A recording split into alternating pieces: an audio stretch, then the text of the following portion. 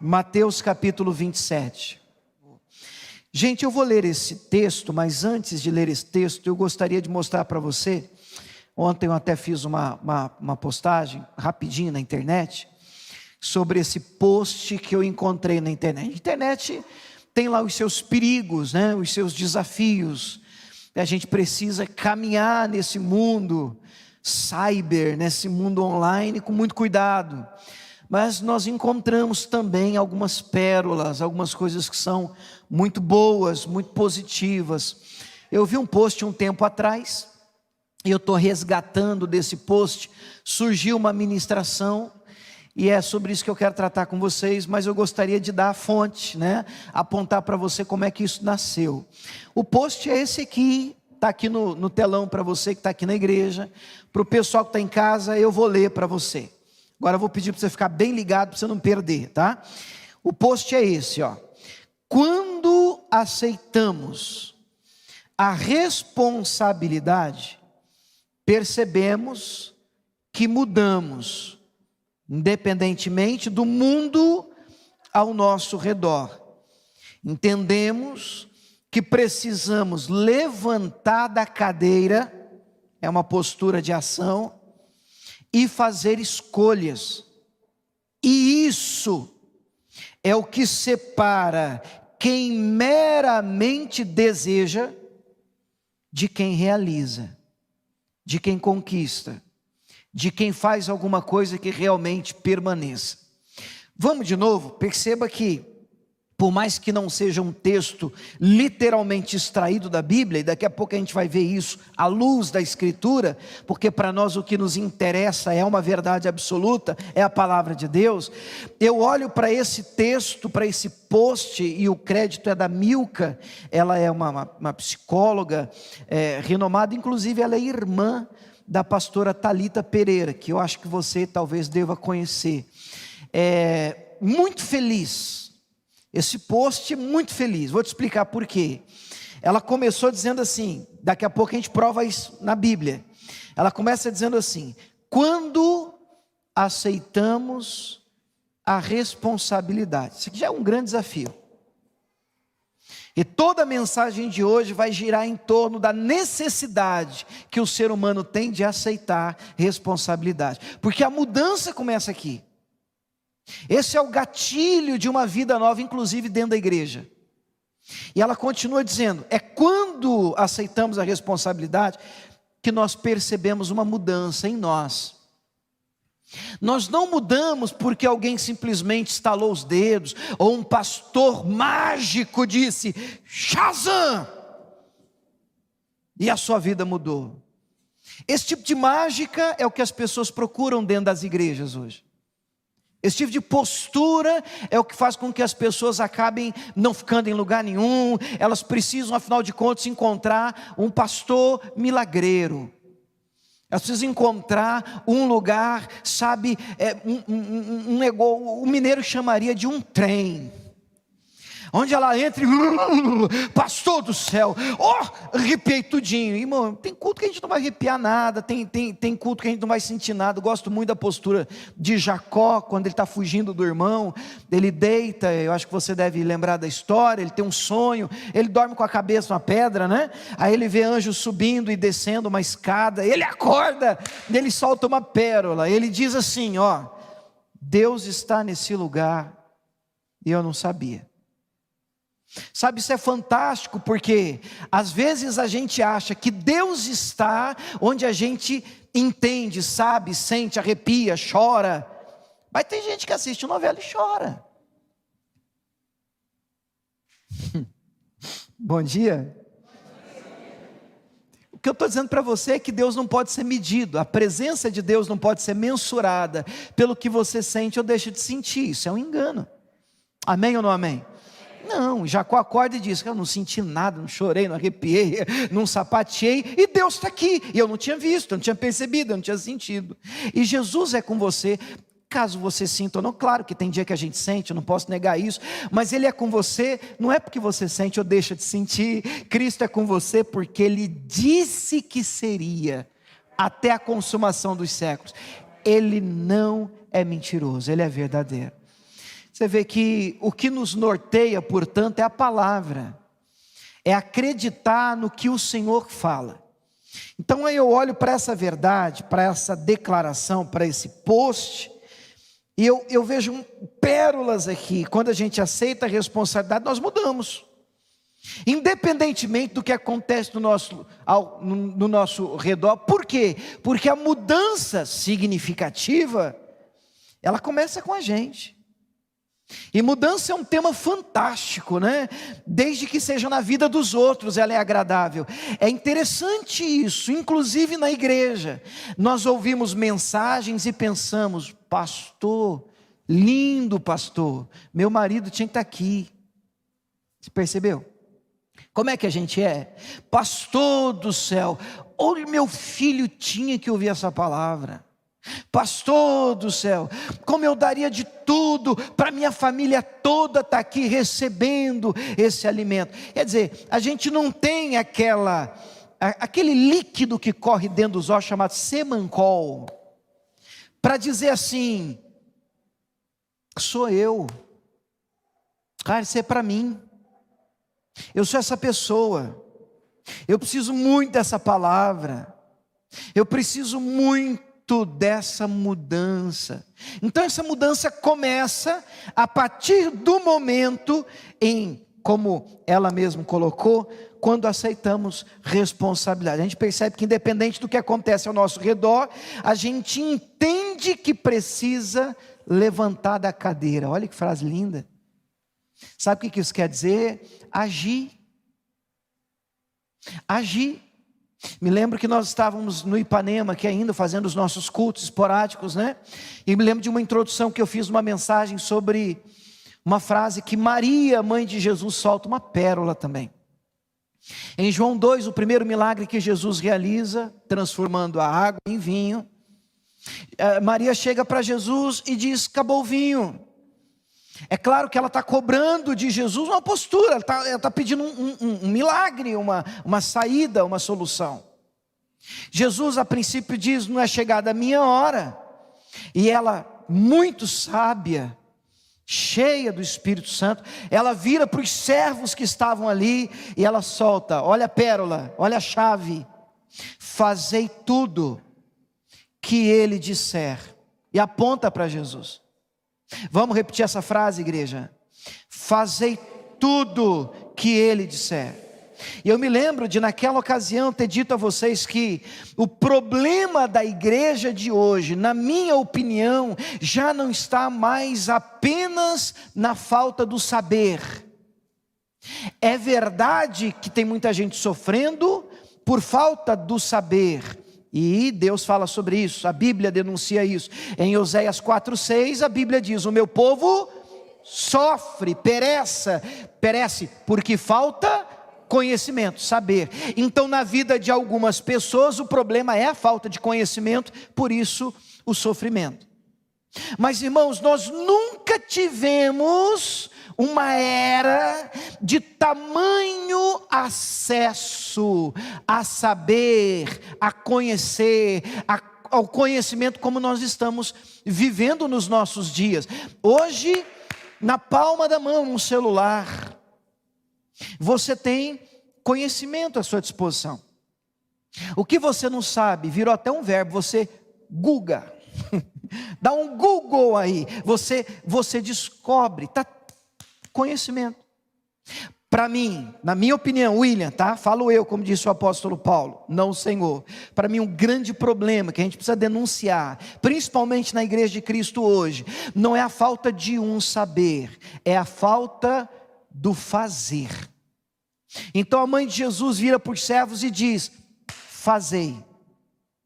O verbo aqui que ela usa é fazei.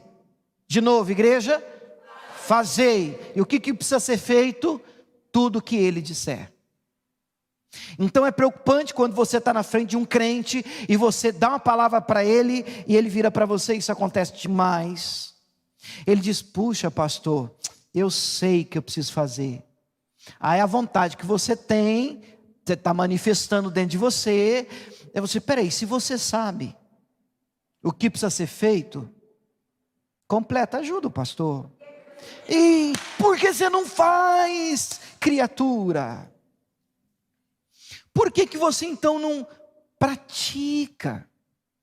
Por que você não pega essa bagagem que você tem e usa? E é exatamente isso que traz mudança na vida das pessoas. Gente que olha para mim e diz: pastor, eu sei que eu preciso fazer uma caminhada.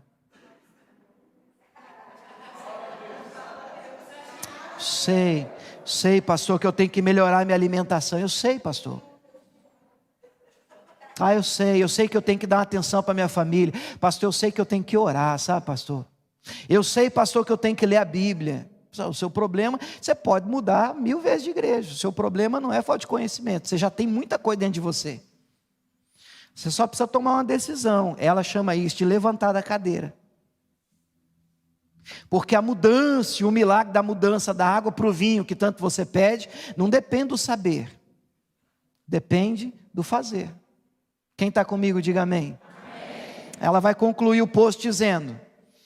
Ela diz assim: entendemos que precisamos levantar da cadeira, fazer escolhas, e é isso, que frase linda, é isso que separa quem meramente deseja, um dia, Deus, eu sei, um dia vai acontecer, de quem realiza, de quem faz, de quem experimenta realmente uma mudança.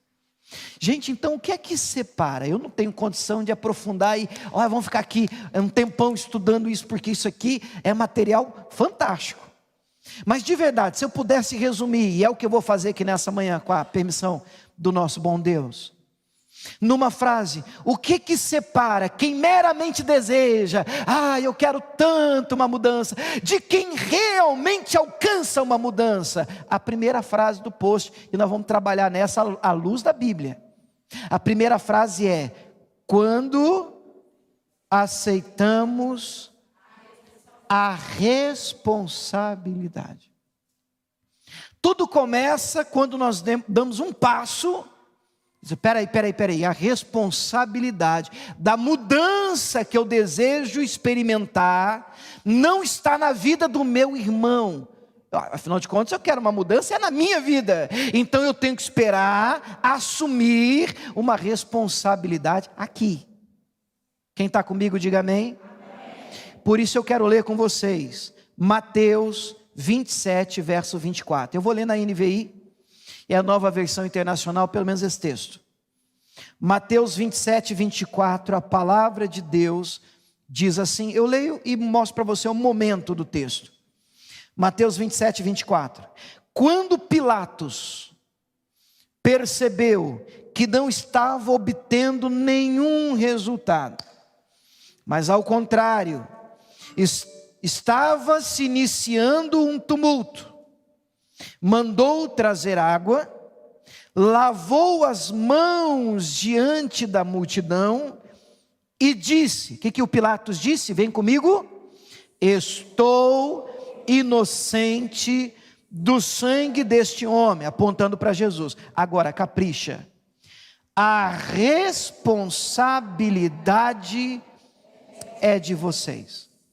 Isso pegou tanto que até hoje as pessoas usam como uma expressão sem saber que é bíblica. Elas falam assim, eu lavo as minhas mãos. O que a pessoa quer dizer com isso? Tiro o meu corpo fora. Problema não é mais meu. Problema agora é teu. Não quero mais saber isso. Não me diz mais respeito. A responsabilidade agora, é tua. Se vira. Estou tirando o meu corpo fora. O momento diz respeito ao julgamento de Jesus Cristo.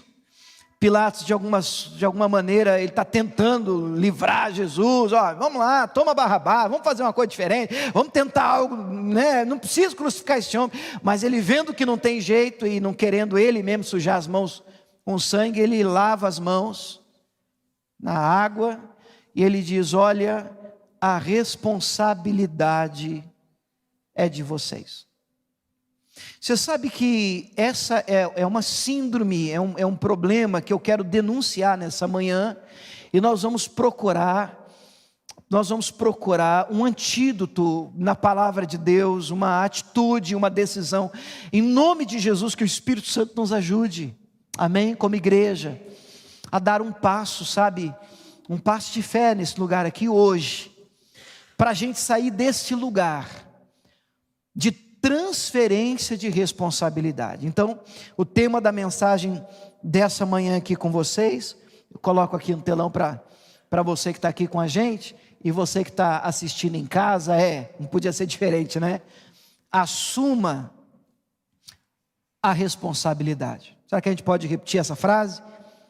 Assuma a responsabilidade. Só mais uma vez, está bonito, ó.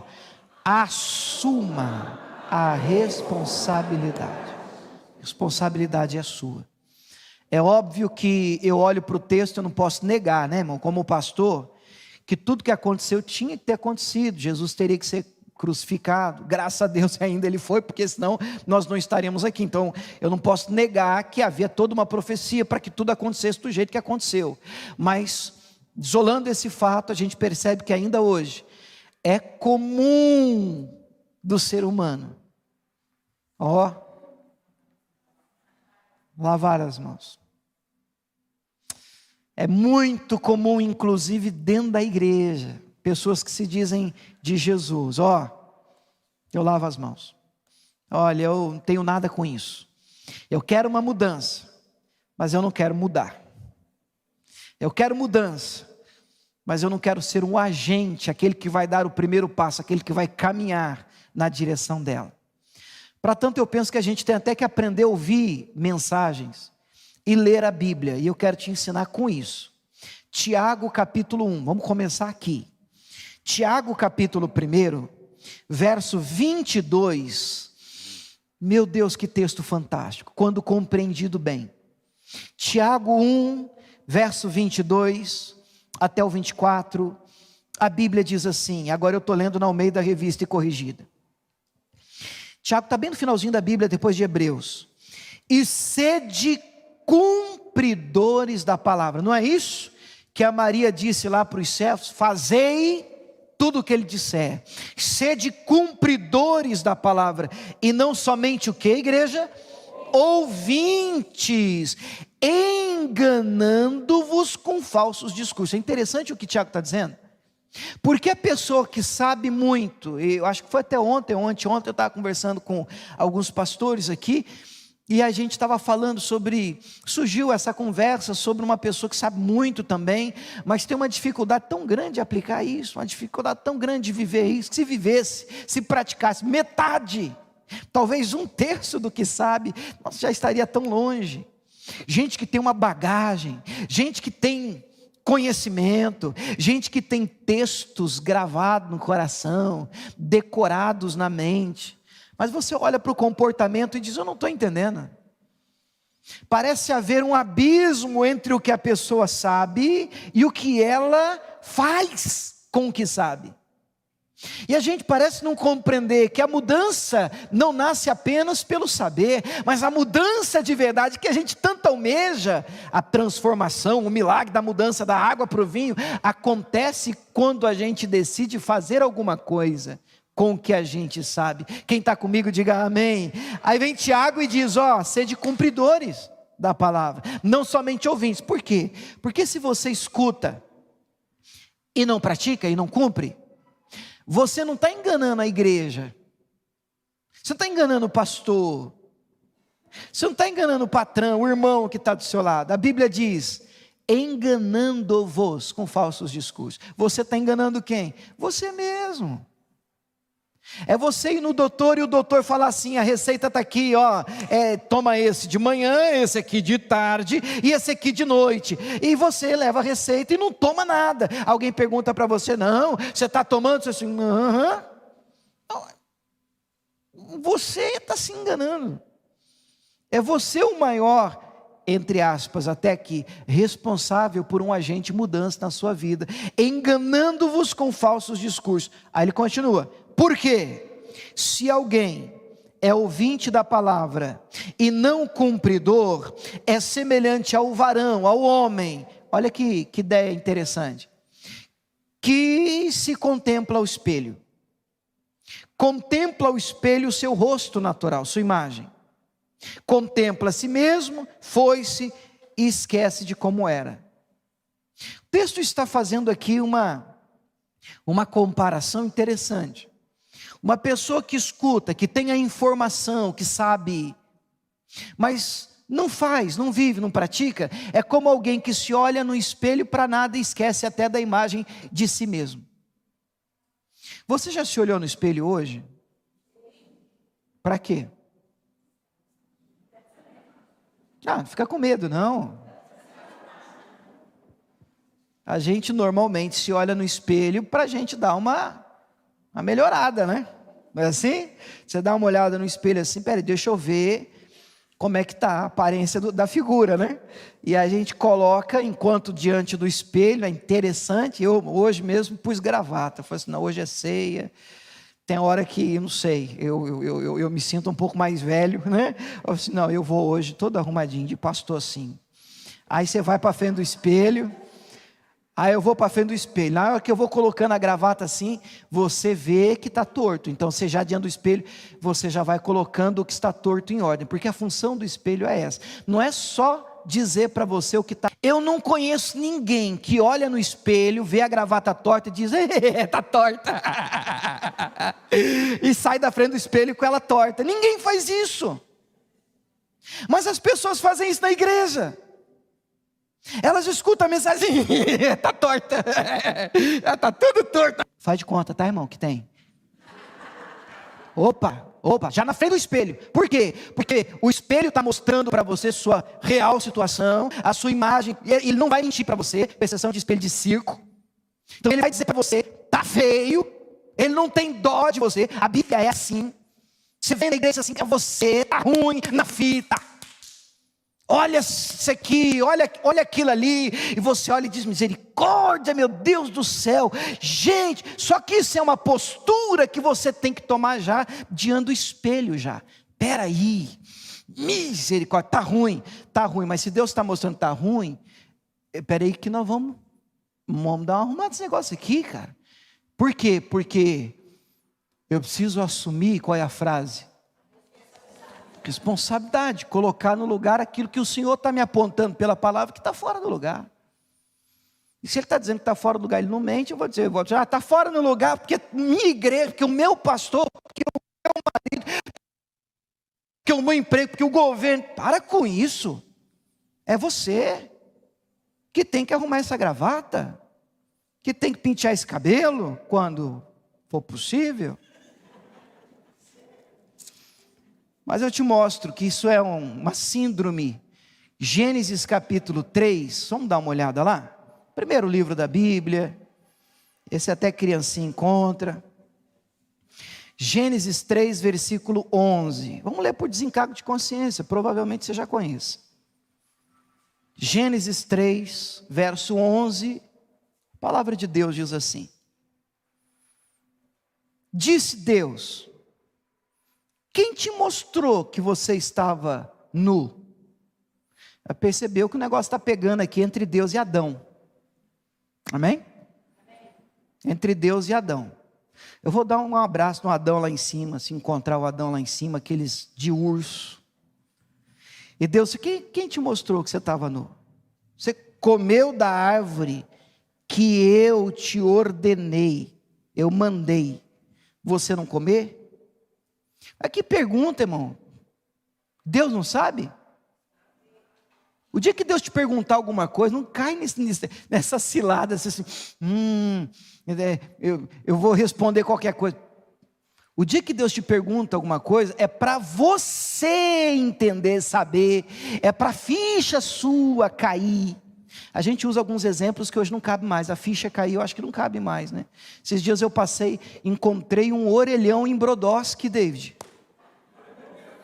Eu encontrei na frente do postinho do lado ali da imobiliária, um orelhão. Aí os meninos estavam comigo, falei, isso aqui é um orelhão. Aí eles falam assim, orelhão, o que é isso, pai? A gurizada de hoje não sabe o que é isso. Vocês lembram do orelhão? Me ajuda, que agora eu fiquei. Agora eu me senti mal, né? Ou você comeu da árvore que eu te ordenei que você não comesse? Aí o Adão, a mulher que me deste por companheira, me deu da árvore e eu comi. Qual é a frase de hoje? Assuma a responsabilidade. Você sabe onde é que tudo começou? Aqui. E aí Romanos 3:23 vai dizer assim: todos pecaram, destituídos, separados, estão da glória de Deus. A gente nasce com o DNA de Adão. E é um negócio incrível, que você não precisa ensinar menino a mentir. Cai um negócio, quebrou. Quem quebrou? Foi ele, e aponta para o outro. Está dentro da natureza adâmica no ser humano.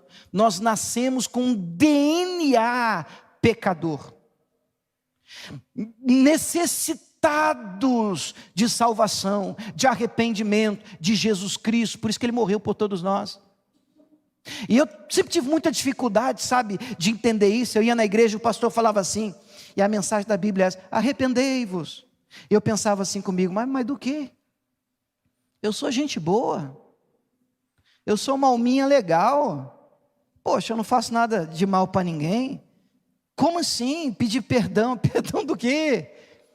Eu estou assim. Aí você vai para a Bíblia e está escrito: toda justiça do homem não passa de trapo de imundícia diante de Deus. É que nós nascemos com uma natureza do pecado em nós. Por favor, há uma diferença entre uma natureza pecadora e a prática do pecado, porque aquele que diz estar nele não deve viver pecando, não deve viver na prática do pecado. Mas isso não significa que o fato de você hoje estar dentro de uma igreja arranca de você uma natureza. Não, nós nascemos debaixo de uma natureza pecadora, estamos separados do Senhor, e por isso o Senhor Pai, Ele envia Jesus, que é a ponte. João 14,6 ele diz: eu sou o caminho. Amém ou não amém? O caminho, a verdade, a vida. Ninguém vem ao Pai se não passar por mim. E hoje só existe salvação em Cristo Jesus porque nós fomos distanciados do Pai, graças a essa natureza pecadora. E dentre tantos problemas que essa natureza traz, para mim, um dos mais graves é esse.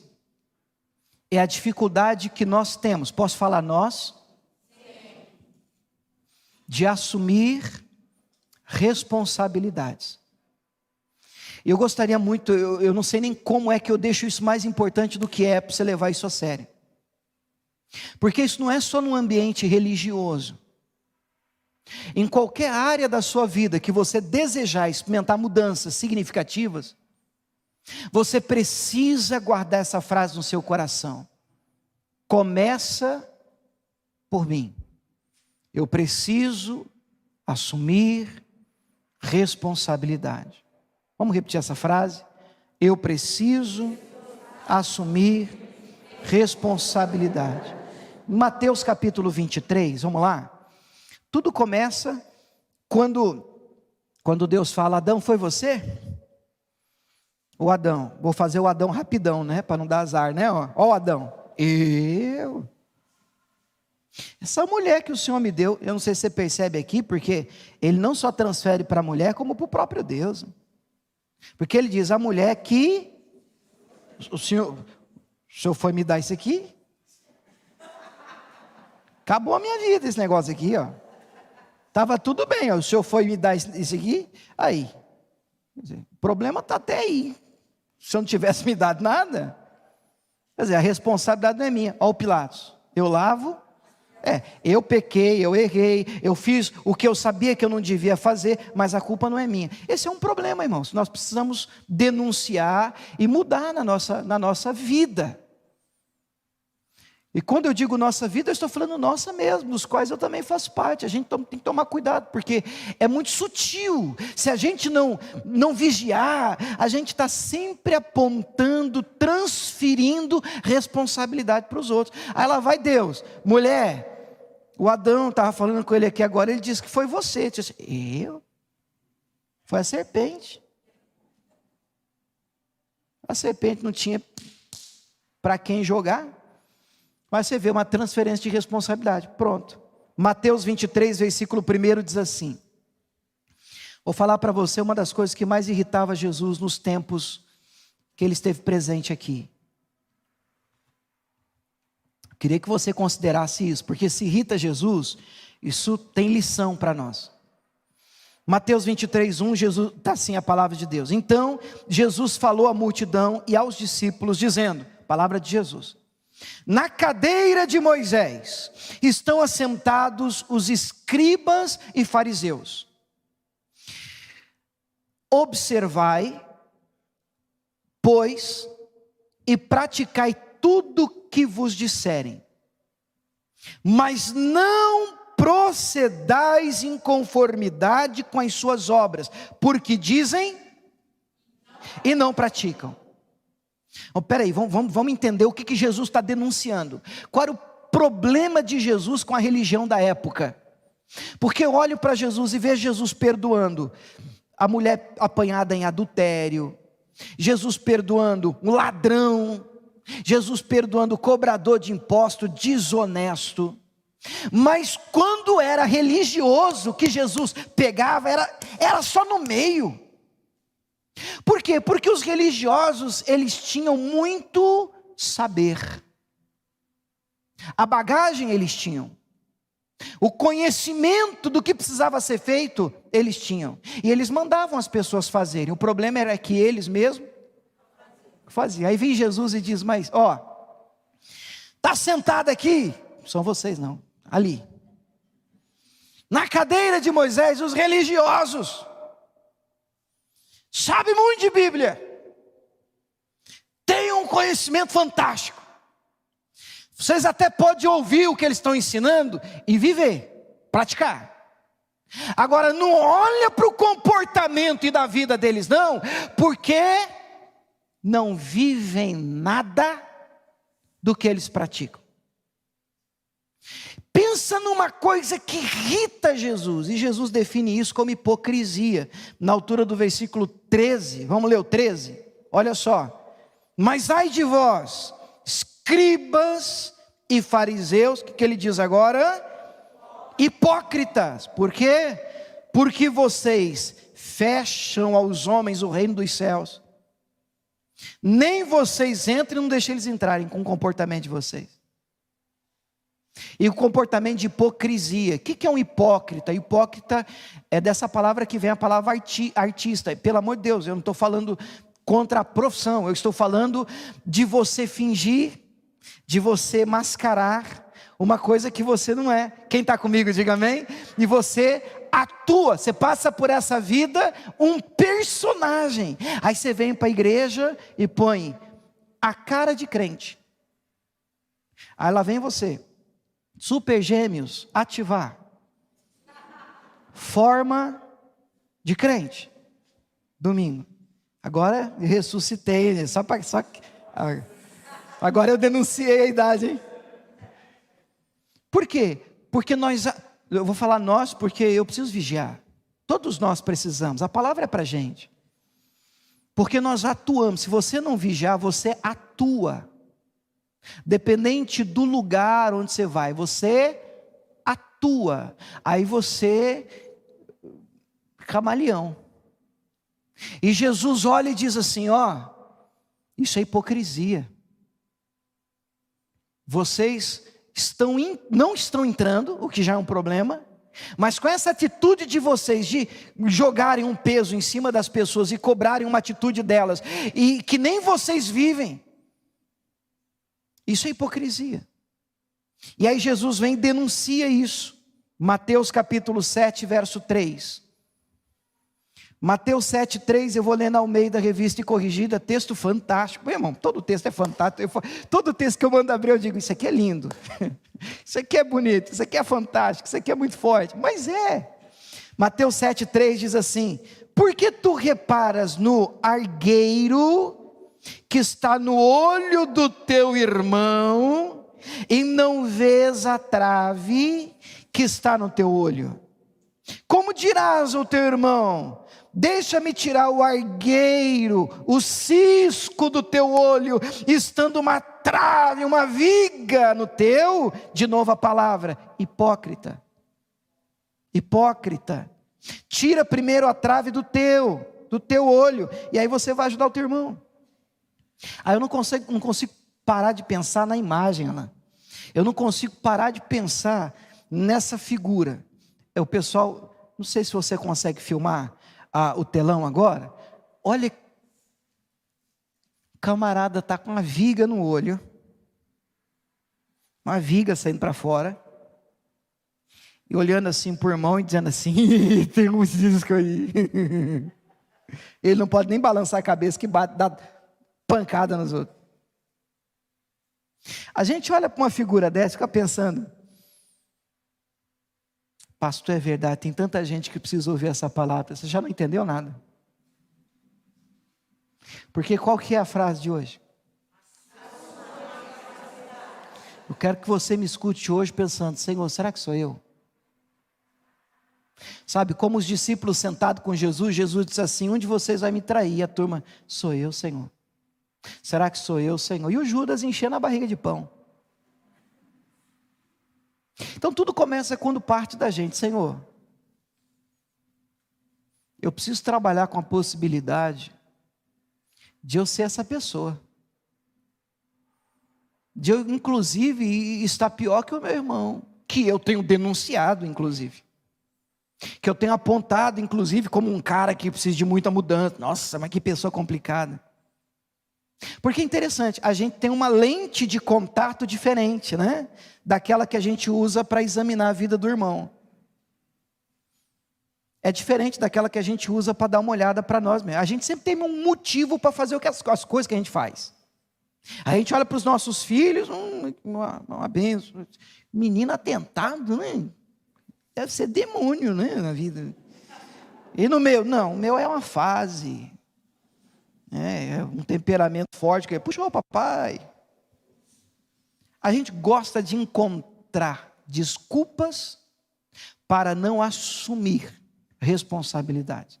Então nós vamos fazer uma comparação rápida, breve, mas poderosa, mesmo de textos e histórias que a gente já conhece. Nós vamos comparar rapidamente a postura de Saul e a postura de Davi. É bem rápido, não tem como eu ler toda a história, então eu vou partir do ponto que você já tem uma ideia do que eu estou falando. Amém? Amém? Amém? Então vamos lá. Primeiro texto é 1 Samuel 15. Não vou ler todo ele, vou ler um pedacinho só para a gente se situar e a gente vai para frente. 1 Samuel 15, você deixa o capítulo aberto aí. Eu vou ler o versículo 13 e a gente conta a história, rapidinho. 1 Samuel 15, verso 13. Nós já sabemos que quem foi o primeiro rei de Israel foi Saul. Erroneamente as pessoas ouvem, escutam e até ensinam: isso aí não foi Deus que escolheu Saul. Por favor, não caia nesse equívoco. Na verdade, quem aponta Saul foi Deus. É verdade se você falar assim para mim: pastor, Deus não queria dar um rei. Verdade, aí tudo bem, aí você entendeu. Deus não queria dar um rei para o povo, Deus queria ser o rei do povo. Então o povo pressiona o Senhor, pressiona Samuel, que era o sacerdote na época, porque diz: nós queremos um rei. Todas as nações têm um rei, um cara que vai na frente, na guerra. A gente quer também, a gente quer. Toma. Eu queria ser o rei de vocês, mas vocês estão pedindo um. Então Deus aponta Saul, que eu tenho que dizer a verdade. No início estava de boa, estava legal, mas no início, o que começa a acontecer com Saul? Versículo 13, 1 Samuel 15, 13. Vendo, pois, Samuel a Saul, Saul lhe disse: bendito sejas tu do Senhor, executei a palavra do Senhor. Então disse Samuel: que balido, pois, de ovelha é esse que eu estou ouvindo nos meus ouvidos? Mugido de vaca. O que é isso que eu estou ouvindo? Vamos parar um pouquinho aqui, olha para mim, rapidamente, paninho de fundo da história. No início do capítulo, desde o 13, 14, 15, principalmente no 15, Deus dá uma ordem a Saul muito clara. Era para destruir todos os amalequitas, eram os inimigos da época. Deus estava trazendo juízo sobre este povo, e aquele que Deus usaria como um agente de juízo era o rei Saul, o exército de Israel, o povo de Israel. Então era para matar tudo, todo mundo, não era para poupar nada em ninguém, nem os animais. Você entendeu, Saul? Saul, sim, senhor, entendi. O que é para fazer, Saul? É para exterminar todos os inimigos, os amalequitas. Então vamos lá. Aí o Saul vai. E ele cumpre essa ordem parcialmente. Ele destrói muita coisa, ele passa a espada em muita gente, mas ele poupa o rei Agag, o rei dos amalequitas. E ele também poupa vaca gorda, ovelha bonita. Ele olha, vai matando tudo. Na hora que ele vê uma vaca gorda, diz assim: isso aqui dá um churrascão. Não, Deus vai entender.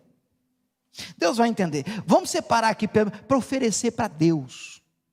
Inclusive é desse contexto que vai surgir um versículo que a gente usa muito: obedecer é melhor do que sacrificar. Porque o que o Saul argumentou para ter a atitude que ele teve de poupar o gado, não, isso aqui nós vamos oferecer em sacrifício para Deus. E Deus está dizendo: eu gosto mais de obediência do que de oferta. Você entendeu? Porque o sacrifício do Antigo Testamento é oferta.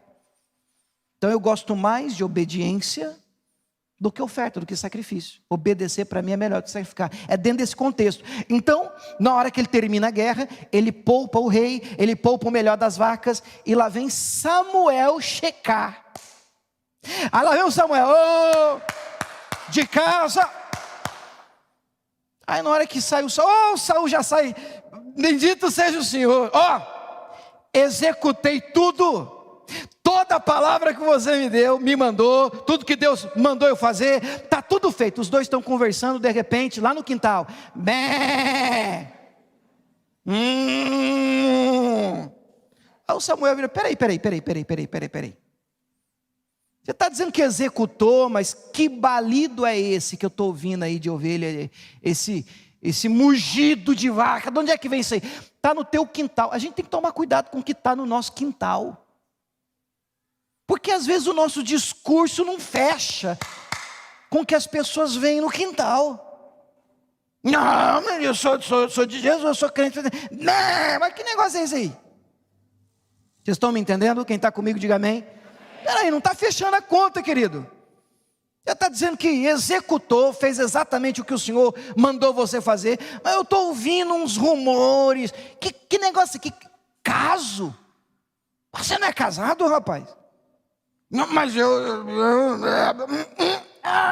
domingo eu vou na igreja e no quintal. Ué, que conversa que é essa, rapaz? Que raio de crente que é esse? É sério, a palavra de Deus é algo sério. Não é um espelho para você ouvir o que está torto e dizer assim: não, está legal, é torto mesmo, mas vai ficar torto. Nós não podemos nos enganar. A atitude de Saul, qual é a frase de hoje? Está diminuindo, vamos tentar dar um gás. Qual que é a frase de hoje? Pula para o verso 19, deixa eu te mostrar a postura do Saul, rapidinho. O Samuel, quando ouve o barulho, já vai para cima dele. Diz: rapaz, por que, pois, não deste ouvido à voz do Senhor? Por que você não obedece, rapaz? Por que você não fez o que Deus mandou você fazer? Antes, voaste aí ao despojo, que fizeste mal aos olhos do Senhor. Então disse o Saul a Samuel: olha, o cara insiste. Ele diz assim: não, antes eu dei ouvido à voz do Senhor, eu caminhei no caminho pelo qual o Senhor me enviou. Eu trouxe o Agag, o rei de Amaleque aqui, os amalequitas, mas os amalequitas eu destruí tudo. Mas peraí, cara, não mandei você poupar o Agag. Aí diz mais, olha que frase que denuncia o problema da natureza humana. Mas o povo tomou o despojo. Quando eu vi, acredita que a turma toda foi lá e pegou a vaca. Eu fazer o quê, né, pastor? Pegaram a vaca, ué. Amarraram as ovelhas, trouxeram as ovelhas. Está aí no quintal. Mas foi eu não. Foi o povo. Foi eu não, pastor. A mulher que tu me deste. Eu não. A igreja que eu frequento. Tá o governo que nós temos. Acho que está na hora de a gente assumir a responsabilidade e dizer assim: peraí, sou eu. Esse negócio aí é para mim. Perdão preciso mudar, preciso ter um comportamento diferente. A partir de hoje eu vou procurar melhorar. Amém ou não amém? Amém. Quer ver a diferença? Olha a diferença. 2 Samuel 12. Eu já vou ler o 7. Deixa aberto em 2 Samuel 12. No capítulo 11, Davi cai. Uma mulher chamada Betseba. Vocês conhecem a história? Era a época dos reis irem para a guerra, ele fica em casa. A vizinha Betseba era casada com Urias. Urias, ele está na guerra. E o texto vai dizer que lá na guerra, inclusive o próprio Davi depois vai mandar matar o cara. Foi feio o que Davi fez. Bem feio. Bem complicado. Mas o ponto também que eu não posso fechar os olhos é que não existe nada tão feio que, se confessado, se você for diante do Senhor, qual é a frase de hoje? Sair, de trás da moita, o Adão sair de trás do arbusto e dizer assim, eu, meio Zaqueu, sabe? Jesus está sentado com ele, comendo, Jesus nem falou nada, o Zaqueu dá um negócio, ele já fui eu roubei, já estou devolvendo. E aí Jesus diz, hoje veio salvação para essa casa.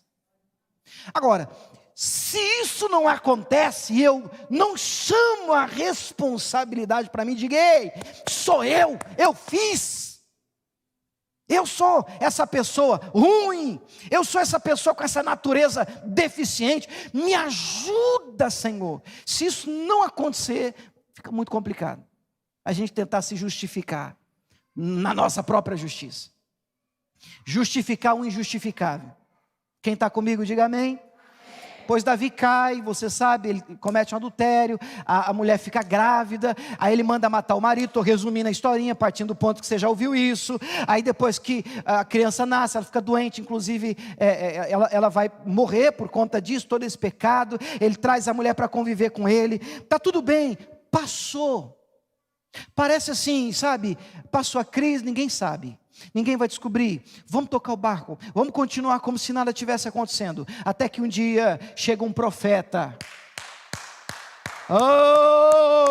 casa, Natã é o nome do profeta, homem de Deus até o tutano, e o rei Davi, profeta, o senhor aqui, eu vim fazer uma visita, nós estamos precisando resolver um problema, e o que está acontecendo? Um viajante, problema, a vida dos outros, é gostoso julgar, resolver problema da vida dos outros, que maravilha. Entra, profeta, entra. E Davi senta no trono. Vocês estão enxergando o trono? Não é sessão espírita não, ajuda o pastor.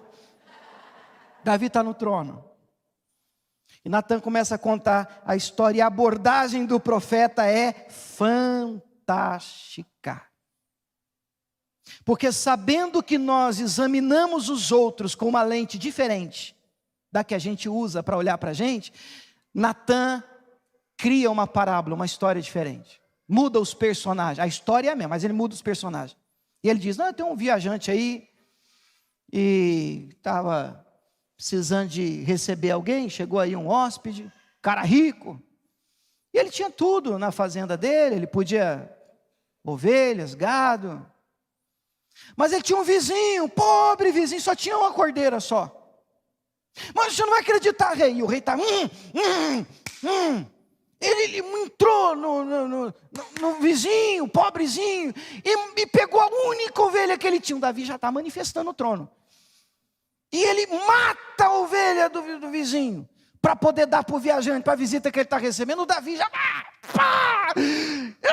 digno de morte é um cara desse, safado, sem vergonha. E então no versículo 7, o Natã olha para ele e diz, tu és esse homem, que lindo, mas nem um amém. Você entendeu o clima? O Davi está manifestando no trono, desejo de arrancar a cabeça do cara que fez isso. E a gente olha para uma história dessa, e a gente tem que considerar que isso pode acontecer com a gente. A gente tem que considerar que se a gente não vigiar, a gente está pronto para metralhar os outros. Mas a gente tem uma dificuldade de olhar no espelho. Senhor, eu preciso tanto de ajuda. Eu preciso tanto de misericórdia. Deus, como eu sou ruim. Vocês estão comigo, irmãos? Deus, como eu preciso de mudar, como eu preciso de melhorar. Eu tenho tanto problema, tanta coisa que eu tenho que melhorar. Como é que eu vou gastar tempo metralhando o vizinho? Não dá. Então, Natan diz, esse cara aí é você, cara. Você é esse homem. Assim diz o Senhor, o Deus de Israel: eu te ungi rei, Davi, rei de Israel. Eu te livrei das mãos de Saul. Eu te dei a casa do teu Senhor, as mulheres do teu Senhor em teu seio. Eu também te dei a casa de Israel e Judá. E se isso para você era pouco, mais te acrescentaria tais e tais coisas. Eu te dei tudo o que você tem. E se você quisesse mais, Davi, é só me pedir que eu te dou. Eu tenho para te dar, eu sempre te honrei, te abençoei. E você faz um negócio desse? Foi feio? Foi. Foi triste? Muito. Mas qual é a frase? Olha o versículo 13. A diferença está aqui na postura dos dois. A diferença é essa. Olha o 13. Então disse Davi a Natã. Foi o vizinho. Foi o irmão difícil? Não, o que o Davi diz? Pequei. Fui eu mesmo, eu fiz mesmo. Ele não ficou, não sei, onde é que você leu esse negócio aí? Não, você é fake news. Ele disse, não, fui eu. Para você me falar um negócio desse aqui, Deus já contou para você, então, fui eu. E graças a essa postura, obviamente, esse pecado traz consequências, acho que você conhece a história dele, mas graças a essa postura, ele vai ouvir no mesmo texto do profeta, dizendo para ele, o Senhor traspassou, o Senhor perdoou o seu pecado. Você está sendo perdoado. Por quê? Porque foi um pecadinho mais leve. Eu até acho que foi pior do que Saul. Amém? Eu sinceramente olho para essa história e digo, esse cara fez pior do que fez Saul. Mas onde é que está a diferença? A diferença está na transferência de responsabilidade. A diferença está em quando você se vê, percebe que o cara é você.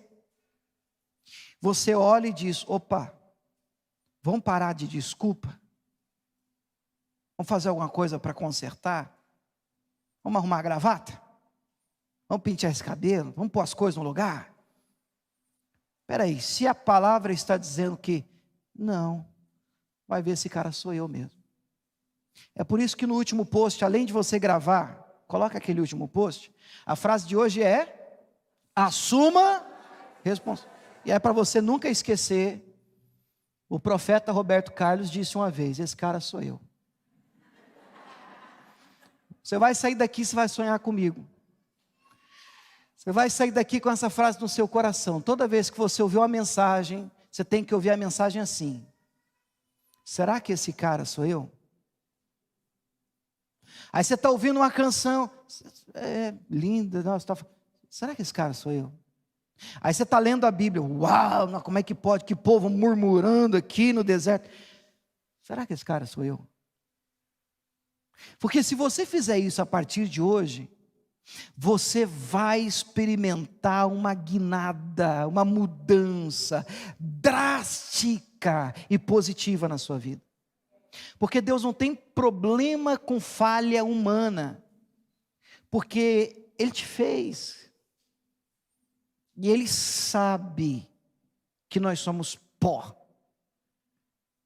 Ele sabe.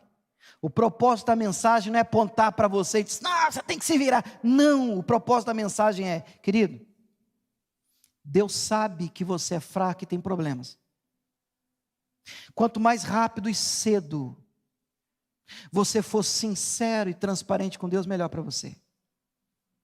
Quanto mais rápido você se voltar olhando para o espelho da palavra e dizer, Senhor, esse cara sou eu. Me perdoe. Me ajuda a melhorar, a crescer. Eu preciso do Senhor. Tão certo como vive o Senhor, você encontrará o favor de Deus sobre a sua vida. Você recebe essa palavra? Você aplaude o Senhor por ela? Eu creio.